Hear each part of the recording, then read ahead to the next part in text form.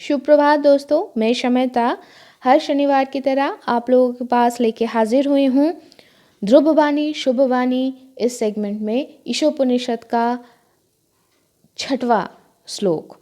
तो षष्ठ ये जो श्लोक है, इसको पढ़ने से पहले मैं ज़रूर कहना चाहूँगी, ये जो ईशोपनिषद है, ये जो मैं पढ़ रही हूँ, ये हरप प्रकाशनी से प्रकाशित उपनिषद अखंड संस्करण इस किताब से मैंने लिया है। और इस किताब को संपादित और अनुदित किए हैं अतुल चंद्र सेन, सीतानाथ तत्वभूषण और महेश चंद्र घोष के तरह पंडित और दिग्गज विद्वानों ने।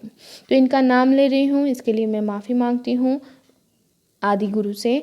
तो चलिए हम शांति पाठ से शुरू करते हैं ईशोपनिषद का पाठ, क्योंकि ये एक शांति पाठ कहीं ना कहीं हम लोगों के मन को स्थिर करने के लिए उत्साहित या प्रोत्साहित करता है। तो चलिए शुरू करते हैं। ओम पूर्णमदः पूर्णमिदं पूर्णात् पूर्णमुदच्यते पूर्णस्य पूर्णमादाय पूर्णमेवावशिष्यते। ओम शांति शांति शांति।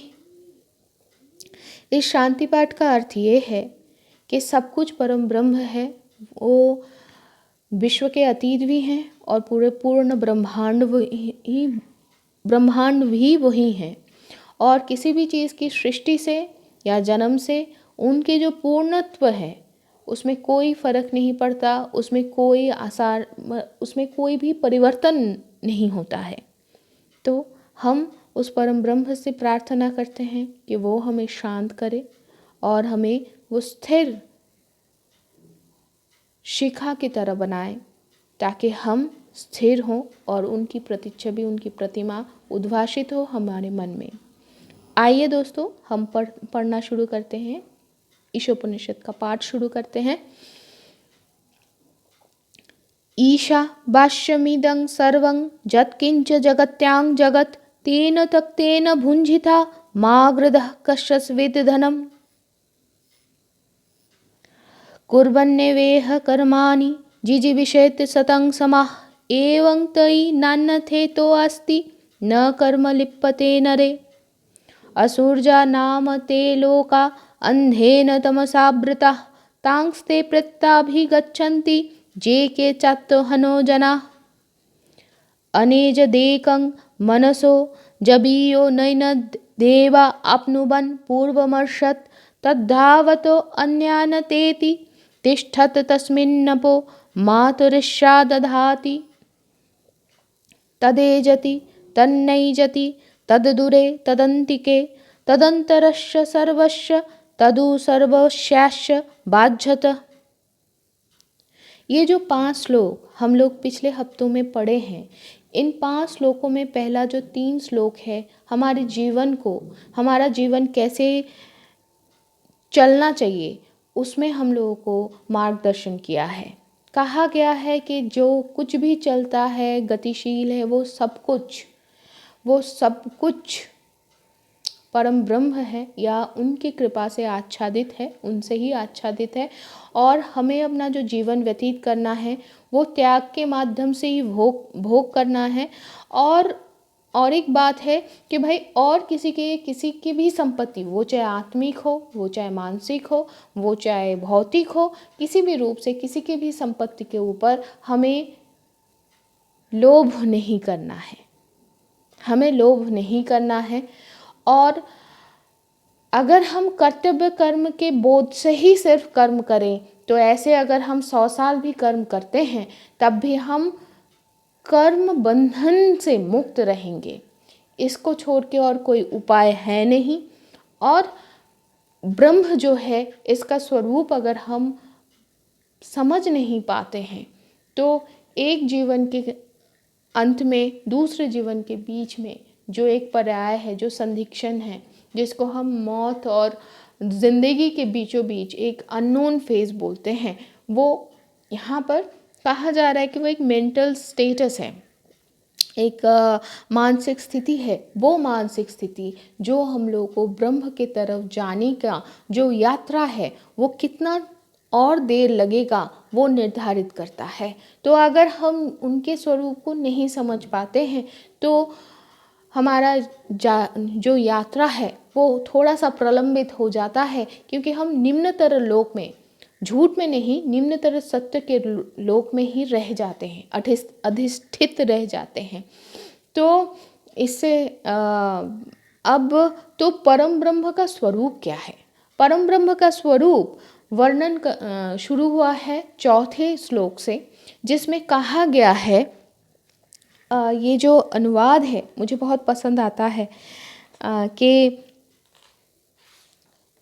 कहा जा रहा है कि ब्रह्म एक है और गतिहीन है, लेकिन तब भी वो मन से भी अधिकतर वेगवान है। देवता व इंद्रिय दोनों को समार्थक रूप से इसलिए प्रयोग किया गया है यहाँ पर, क्योंकि जो भी प्रकाशित करता है, ये जो समधर्मिता है देवता और इंद्रिय में प्रकाशित किया जा रहा है, उभार के लेके आ रहे हैं, इसके लिए ब्रह्म इनसे भी अतीत है। और एक चीज़ है, क्योंकि ये सबसे पहले है।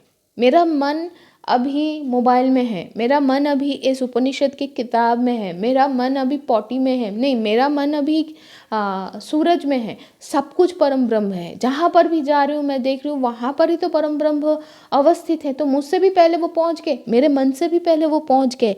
ये जो एक भ्रम हम सोच रहे हैं, उससे हमें लगता है कि वो हमसे भी ज़्यादा वेगवान है, मन से भी ज़्यादा वेगवान है, लेकिन वो सही अर्थ में सबसे ज़्यादा सर्वत्र विराजमान है और वो सर्वशक्तिमान है। और इस ब्रह्म में ही प्रतिष्ठित होके जो प्राण शक्ति है वो जगत के समस्त शक्ति को धारण करती हैं। हम 5वें श्लोक से ये जान पाए, बहुत सुंदर सी है, कि वो चलते हैं लेकिन फिर भी वो नहीं चलते हैं, वो दूर में हैं फिर भी वो पास ही हैं, वो सबके अंतर में है और वो सबके बाहर भी है। ऐसे देखा जाए तो वो सर्वत्र है, वो सब कुछ है। तो अब हम 6ठे श्लोक की तरफ चलते हैं। जस्तु सर्वाणि भूतानि आत्मन्येव अनुपश्यति सर्वभूतेषु चात्मानं ततो न बीजुगुप्सते। अर्थात जो ब्रह्म से घास तक सब कुछ में, हर भूत में वो अपना ही आत्मा को दर्शन करता है, अर्थात अपने आत्मा के अतिरिक्त और अपने आत्मा से विलग कुछ भी नहीं देखते। समस्त भूतों में, पंचभूत है ना हमारे, तो वो पंचभूत में अपने आत्मा को ही जो दर्शन करता है, अगर कोई कर लेता है, इसके बाद वो किसी को ना घृणा कर सकता है या अपने आप को किसी के छुपाने की भी इच्छा प्रकाश कर सकते हैं, क्योंकि उसको तो लगता है सब कुछ ही तो मैं हूँ। ये जो आत्मबोध है, ये बहुत बड़ी बोध है। हमारे जो हम जो सांसारिक लोग हैं, हमारे सांसारिक जो मोह माया है, जो अपेक्षा है, हम शायद एक अजनबी से भी अपेक्षा कर बैठते हैं। ये जो अपेक्षा कर बैठना, ये शायद परम ब्रह्म का ही लीला है या परम ब्रह्म का एकात्मता का ही एक नेचर है। हम सारे एक हैं ना, इसलिए हम सबसे अपेक्षा कर बैठते हैं।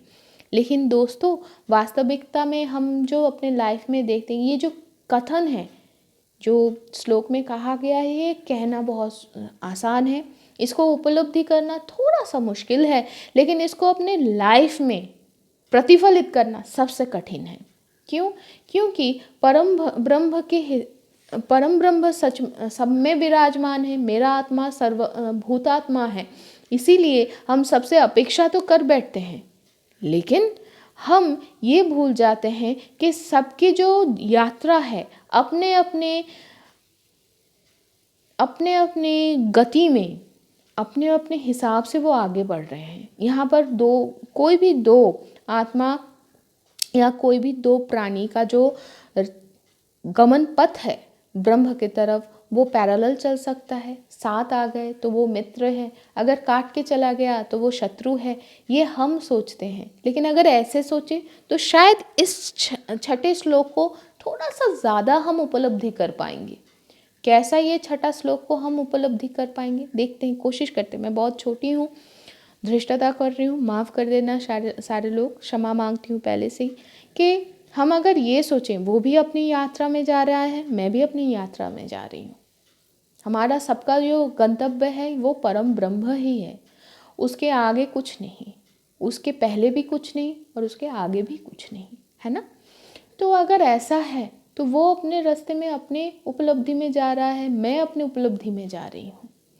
इस बीच उसका रास्ता मेरे रास्ते के पास पास आ रहा है, समांतर पैरेलल चल रहा है, समांतराल चल रहा है या काट के जा रहा है, मतलब क्रॉस ओवर कर रहा है, लेकिन उससे ये नहीं होना चाहिए कि मैं अपनी गति को, मैं अपनी यात्रा को पीछे मोड़ लूँ या मैं अपने रास्ते को टेढ़ा कर लूँ। मुझे ब्रह्म से दूर नहीं जाना है, जिस रास्ते से भी हम चले उसमें आगे बढ़ते हुए जाना है, परम ब्रह्म की कृपा मांगते हुए जाना है, ताकि वो हमको ये रियलाइज़ करवाए कि हम उनके ही तरफ आगे बढ़ रहे हैं उनके ही तरफ। तो अगर ऐसा करते हुए जाएंगे तो शायद एक दिन धीरे धीरे हमें पता चल जाता है कि वो बंदा या वो बंदी जो भी कर रही है वो उसकी परिस्थिति के हिसाब से कर रहा है। उससे अगर मुझे कोई चोट पहुंच रहा है, मुझे अगर ब्रह्म की तरफ जाने का जो गति है उसमें अगर कोई रुकावट आ रहा है, तो मुझे भूल नहीं जाना, मुझे शत्रु भी नहीं मानना है, मुझे मित्र भी नहीं मानना है, मुझे भूलना भी नहीं है कि ये हो सकता है। तो तब मेरे जो साधना है उस साधना को हमें रक्षा करना है, इसमें कोई शत्रु भाव नहीं है, मेरे साधना को, मेरे तपस्या को कोई हानि ना पहुँचे, बिना मोह के वो करना है। तो धीरे धीरे इससे ही, पहले तो हम जब होता है ना कि हम क्यों डिसइंफेक्टेंट यूज़ कर रहे हैं, ताकि हम अपने अंदर उस वायरस का इम्यूनिटी, उस वायरस के अगेंस्ट जो इम्यूनिटी है वो जब तक ना बन जाता है हार्ड इम्यूनिटी, तब तक हम खुद को सुरक्षित रखते हैं। तो ऐसे ही सबसे पहले हम लोग को खुद को थोड़ा सा एकांत में लेके अलग करके पहले खुद को बना ले, ताकि हमारा मन इतना काबिल हो जाए, इतना कैपेबल हो जाए कि हम सब में उनको देखने की हिम्मत कर पाए, ताकि हम इतना सक्षम बन जाएं कि और किसी के गमन पथ, हमारे गमन पथ को, हमारे यात्रा को, ब्रह्म के तरफ का जो यात्रा है उसको प्रभावित ना कर पाए,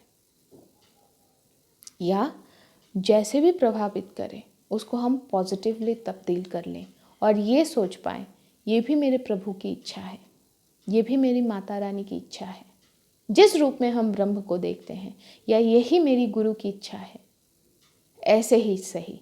लेकिन हम पहुंच जाएंगे। ये जो भरोसा है, ये भरोसा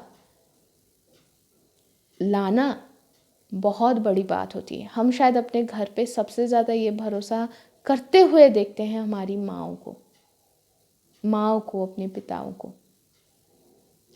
तो आज यहाँ तक ही आशा करूँगी कि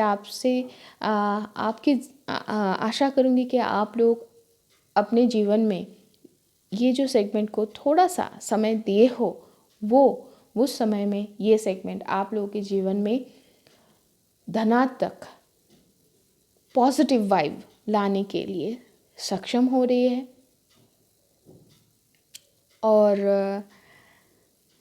और क्या बोलूँ, कल मिलते हैं रूप कथा मतलब लोक गाथा के जगत में, नन्हे इंसानों के जगत में, है ना। तो चलिए दोस्तों, आज के लिए मैं अनुमति मांग रही हूँ आप लोगों से। कल मिलते हैं समयिता रूप कथारा इस चैनल में। tada।